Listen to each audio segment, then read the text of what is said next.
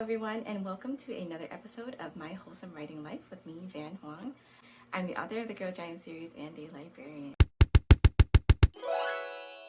Today I'm going to talk about something that all authors hate doing, which is marketing their own books. It just comes with the territory of being an author. You have to talk about your books and you have to help promote them and to help advertise them and get them into readers' hands. It is self-torture.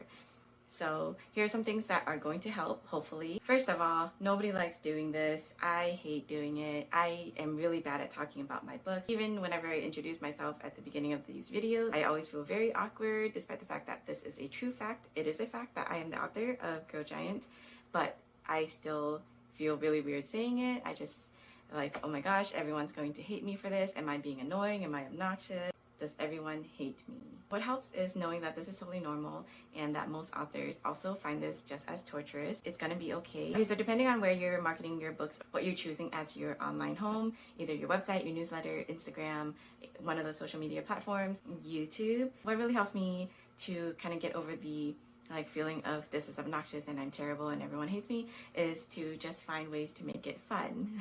I used to be on Instagram a lot. For some reason I thought that it was a thing that I really needed to do as an author, and to a degree it is. It just became very toxic for me, so I'm not on Instagram as much, which I talked about in my first video about social media addiction. Once I really scaled back on Instagram, I have found that my mental health has really improved, and now whenever I pick up my phone, and even though I will swipe to get to the app, I kind of take this pause, like, do I really need to check anything? Is there anything that I care about so much that I have to know about right now? And usually the answer is no, and I've been able to just put down my phone and do something else that's more fulfilling in my life.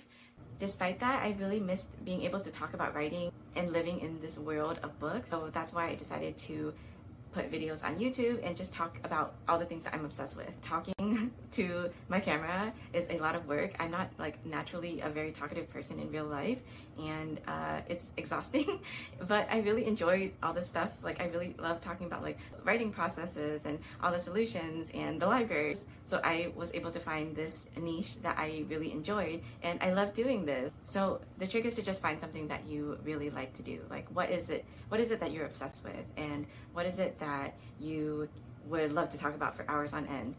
I had this Instagram live last year with Elliot de Bodard, another Vietnamese author, and we talked for more than an hour about fountain pens and notebooks, and we could have talked for another hour. And in fact, after the IG live ended, we stayed on and continued talking. We just didn't record it, but it was really fun. So just find something that you're really excited about and you really want to talk about for hours on end, and try to find some way to market that into promoting your books. I'm going to talk about some tools that I really love, and the first one would be Canva. I use it for everything. I used to be a graphic designer. I would have access to Photoshop and Illustrator for my jobs, but then when I switched to a different job, I found that Canva was a lot easier to use for that purpose. And then now that they've added more premium features, I actually don't even use Photoshop or Illustrator at all. If you're not a graphic designer and you're not making these intricate illustrations or whatever, then I think just finding a tool like Canva that's free and easy to use and intuitive is just perfect. I have access to their premium features and I would highly recommend it, but if your budget doesn't allow that, I think their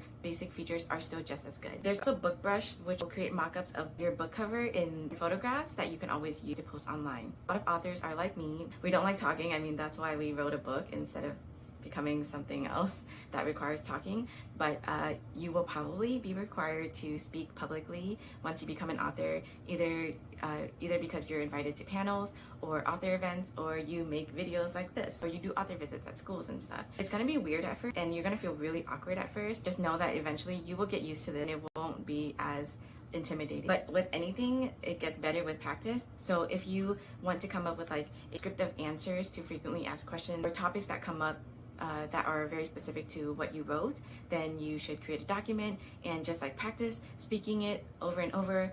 And on that line, also practice talking about your book and pitching your book, because you will be required to over and over and over again. My last thing that really helped me was when I understood that even though I felt like I should be on Twitter and I felt like I should be on Instagram, I didn't really have to. Nobody cares. And if I really thought about it, when I was just a reader and not an author, I never really cared who was on Twitter or what books were being promoted on Twitter or Instagram.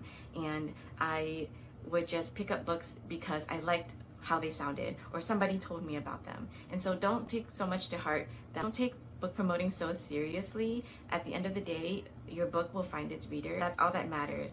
Okay, last tip is to make author friends on social media and look at what other authors are doing, things that you like about it, and put it into your own work, and then maybe make some friends and help each other promote each other's books.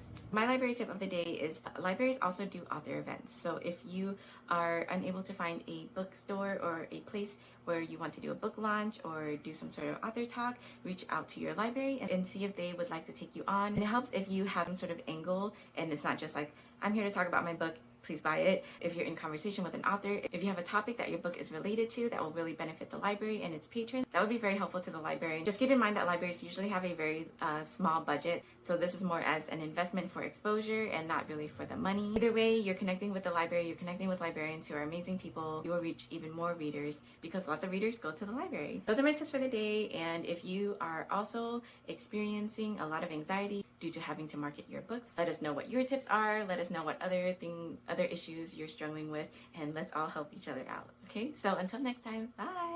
Writing can be hard. I'm here to obsess over the wholesome, delightful, fulfilling practices, solutions, and tools that I love about crafting stories. I'm Van Hoang, author and librarian. Join me on my journey of joyful writing.